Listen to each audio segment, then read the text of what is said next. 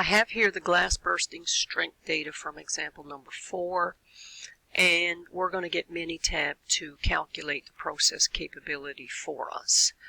Our data are arranged in rows. Okay, so we go into our Stat tab. Under your quality tools, you will find a tab for capability analysis, and we are going to do the analysis assuming the data are reasonably normal. And when we do this, we're going to see that it does give us a histogram, so we should be able to judge that reasonably well. And if we can't, we'll do a backup and do a Ryan Joyner or an Anderson-Darling test using the probability plots. Alright, our data are arranged across rows, and they are in 20 rows, but each one of our data is in column C2 to C6. Okay, I give it that. We want to know in example 4, we're calculating only the lower capability process indices, so the CPL, and we're told that these glass bottles need to have a bursting strength of a minimum of 200 psi, so I put that in. You won't get the same answer as what's in your notes unless you go to your Estimate tab, and we are estimating the standard deviation based on the R-bar. We're calculating it as R-bar divided by D2, so make sure that's changed.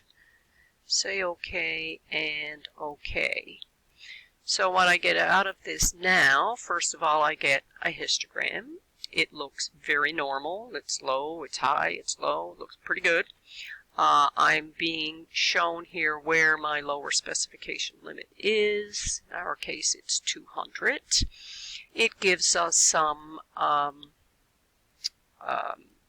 statistics on the data themselves. So there's 100 data points with a mean of 264.06.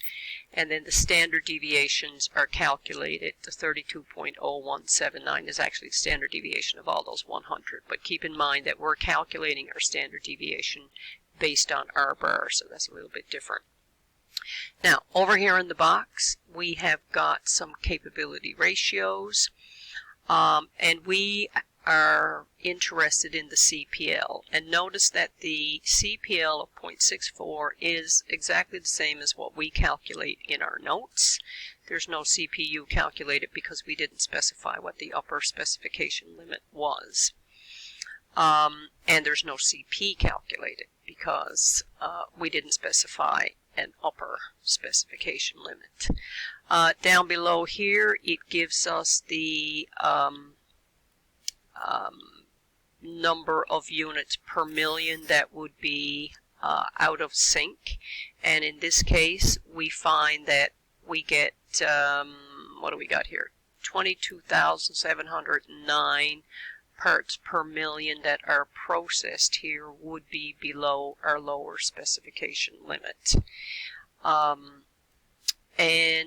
So in this, within this little window in Minitab, you get a fair amount of information depending on what your inputs are going to be.